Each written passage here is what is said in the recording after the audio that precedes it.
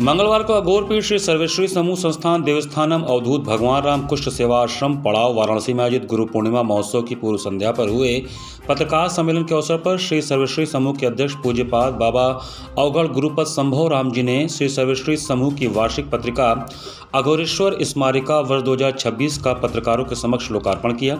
तत्पश्चात पत्रकारों द्वारा पूछे गए समसामयिक सामाजिक आध्यात्मिक सवालों का जवाब देते हुए पूज्य बाबा जी ने कहा कि आजकल के युवक युवतियां आधुनिकता की चकाचौंध में अपने बड़े बुजुर्गों और संत महापुरुषों के दिखाए मार्गों की उपेक्षा और अनादर कर रहे हैं, उन पर चलने का प्रयत्न नहीं कर रहे हैं, जिसके चलते ही अनेकानेक समस्याएं उनके जीवन को बुरी तरह से परेशान कर रही हैं।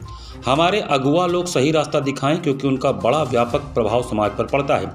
तत्कालीन समाज के राजनेताओं, उद्योगपतियों आदि का ही लोग अनुसरण करते हैं। राष्ट्र समाज के उत्थान की बातें और कृत्य लोग नहीं कर रहे, यह बड़ा ही दुर्भाग्यपूर्ण है। लोगों के आचरण और व्यवहार बहुत निम्न कोटि के हो गए हैं, जिसके चलते ही प्रकृति भी कुपित है। कहीं अतिवर्षा, कहीं सूखा और कहीं भूकंप आदि की समस्याएं विकराल रूप लेती जा रही हैं।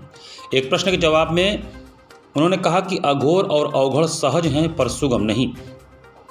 श्री सर्वेश्वरी समूह का वार्षिक प्रतिवेदन 2025-26 पत्रकार सम्मेलन को संबोधित करते हुए श्री सर्वेश्वरी समूह के मंत्री डॉक्टर SP सिंह ने बताया कि श्री सर्वेश्वरी समूह के अध्यक्ष पूज्यपाद बाबा अवगढ़ गुरुपद संभव राम जी के निर्देशन में प्रधान कार्यालय तथा उसकी शाखाओं से प्राप्त वार्षिक प्रतिवेदन के अनुसार गत गुरु पूर्णिमा से इस गुरु पूर्णिमा के पूर्व तक कुल 88,390 रोगियों की चिकित्सा की गई।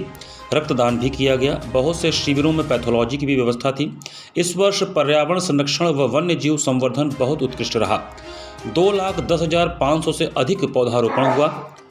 इस अवसर पर श्री सर्वेश्वरी समूह के उपाध्यक्ष डॉक्टर ब्रजभूषण सिंह, अवधूत भगवान राम कुष्ठ सेवा आश्रम के प्रमुख वैद्य बैकुंठनाथ पांडे, संस्था की प्रबंध समिति के सदस्य डॉक्टर वामदेव पांडे, वरिष्ठ पत्रकार दलीप सिंह ने भी पत्रकारों के सवालों का जवाब दिया। काशी में बहुत से संत महात्मा हुए हैं और आप जो कह रहे हैं कि बेल पत्र का महत्व है, इसका महत्व है, सबसे बड़ा महत्व है आपकी भावना का। आपकी भावना से अर्पित कर रहे हैं, आपके पास कुछ नहीं है, आप अपने मन से अर्पित कर लीजिए, वही सब कुछ हो जाता है। भाव विभूति देव।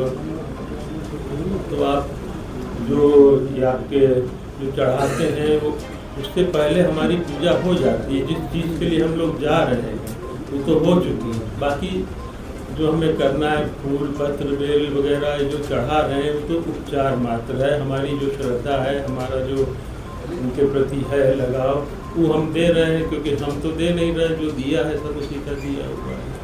हम भावना कर रहे हैं, अपनी भावना से हम अर्पित कर रहे हैं।